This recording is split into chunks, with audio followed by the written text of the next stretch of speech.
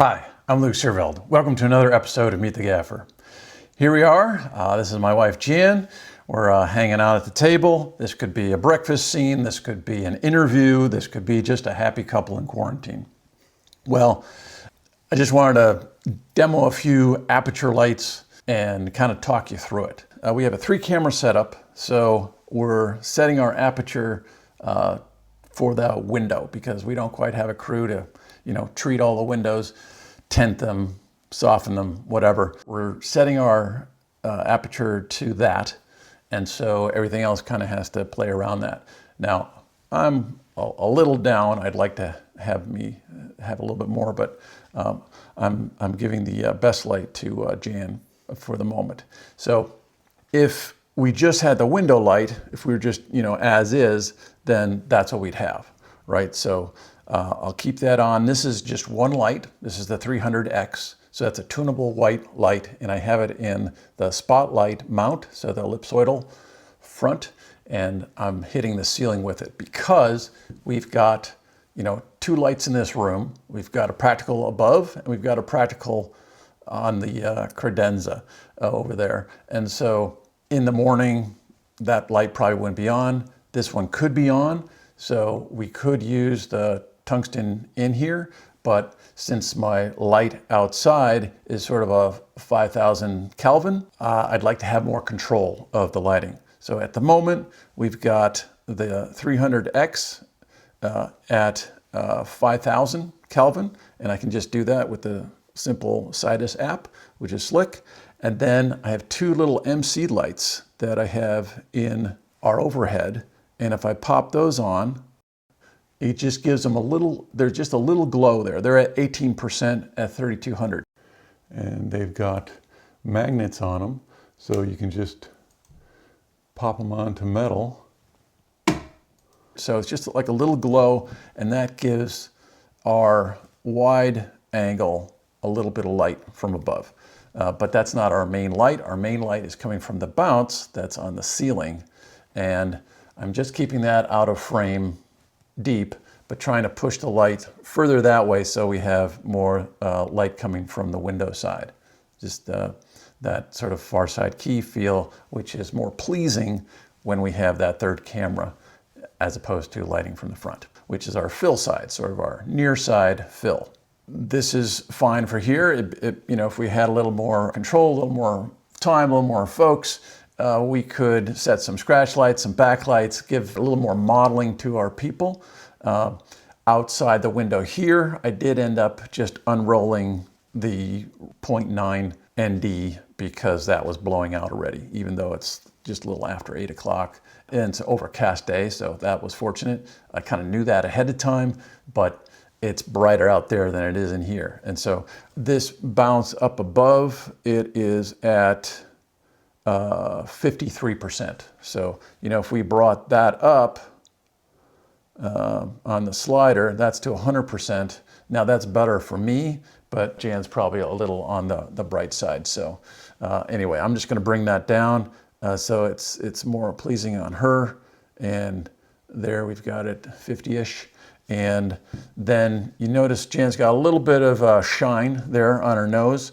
And I've got this Pro Mat that's made by Annie Jenkins. It's just a simple gel that you can apply yourself, which is maybe a good thing in the age of COVID-19, where you can give this to the client. They can put it on themselves, and you don't have to touch them. So I'm just going to apply it, see what it does. So I'm just using a little wedge, and then actually pop your glasses. And I'm just going to give this to you, and then you just put it on on the top of your nose there. And you can work it in a little bit.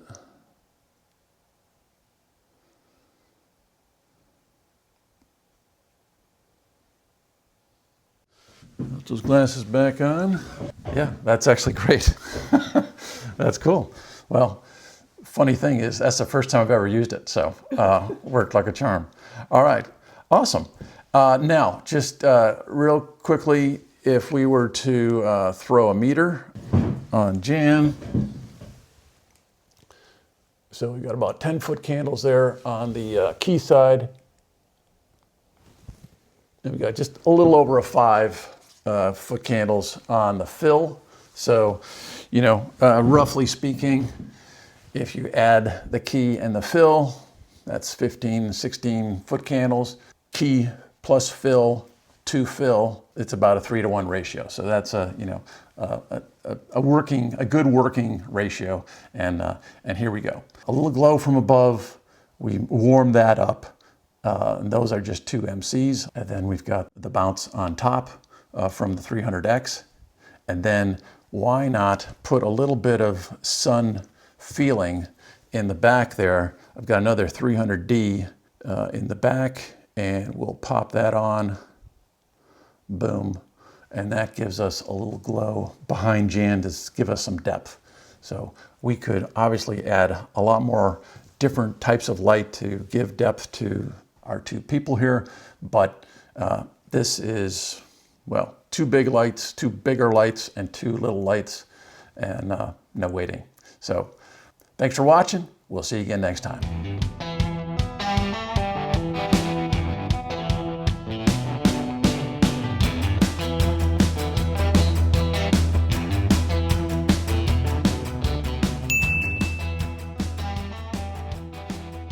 Now, when I said that the light in the kitchen gave the image depth, actually it sort of flattened it out because I had it on a little too bright. It was at 18%, so I could still bring it down some more.